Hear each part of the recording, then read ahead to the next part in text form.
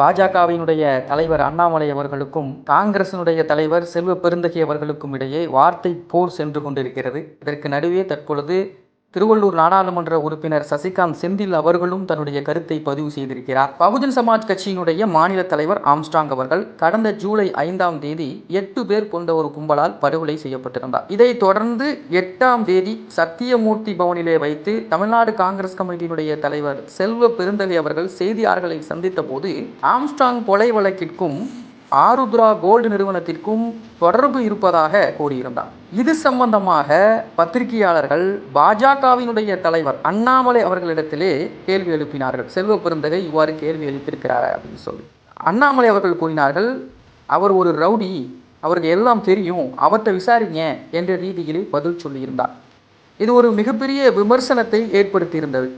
இதைத் தொடர்ந்து அண்ணாமலை அவர்களுக்கும் செல்வ பெருந்தகை அவர்களுக்கும் வார்த்தை போர் மிக கடுமையாக நடந்திருக்கக்கூடிய சமயத்தில் அண்ணாமலை அவர்கள் கூறினார், பல்வேறு வழக்குகள் அவர் மீது பதிவு செய்யப்பட்டு சிறையில் அடைக்கப்பட்ட ஒரு நபர் செல்வ பெருந்தகை என்று அவர் கூறியிருந்தார். இதைத் தொடர்ந்துதான் தற்பொழுது சசிகாந்த் செந்தில் அவர்கள் தன்னுடைய முகநூல் பக்கத்திலே தன்னுடைய பதிவை பதிவு செய்திருக்கிறார். பட்டுக்கோட்டைக்கு வழிகேட்டால் கொட்டாப்பாக்கு என்ன விலை என கேட்கும் அதிபுத்திசாலி அண்ணாமலை ஆருத்ரா மோசடி வழக்கிற்கும் ஆம்ஸ்ட்ராங் கொலைக்கும் பாஜகவிற்கும் உள்ள தொடர்பு குறித்து கேட்டால் அதற்கு பதிலளிக்க முடியாமல் தனிமனித தாக்குதலை நடத்துகிறார் அண்ணாமலை என்று சொல்லி குற்றம் சாட்டியிருக்கிறார்.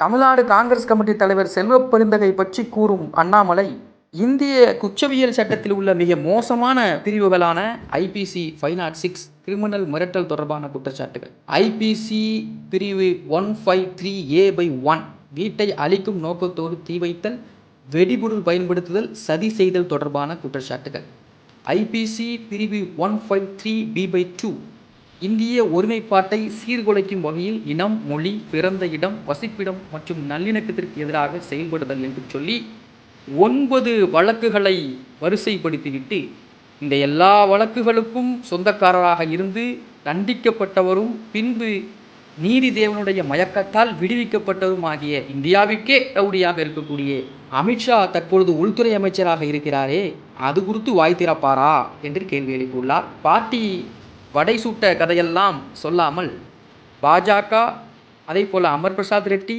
RK சுரேஷ், ரவுடி ஆட்காடு சுரேஷ் போன்றவர்களுக்கு மத்தியில் இருக்கக்கூடிய தொடர்பை பற்றி சொல்லுங்க சார் என்றும் கூறி, இறுதியாக சாவர்கர் வழி வந்தவர்களுக்கு காந்திய வழியில் செல்பவர்கள் கிரிமினலாகத்தான் தெரிவார்கள் என்று சொல்லி திருவள்ளூர் தொகுதியினுடைய நாடாளுமன்ற உறுப்பினர் சசிகாந்த் செந்தில் அவர்கள் தற்பொழுது விமர்சித்துள்ளார்கள்.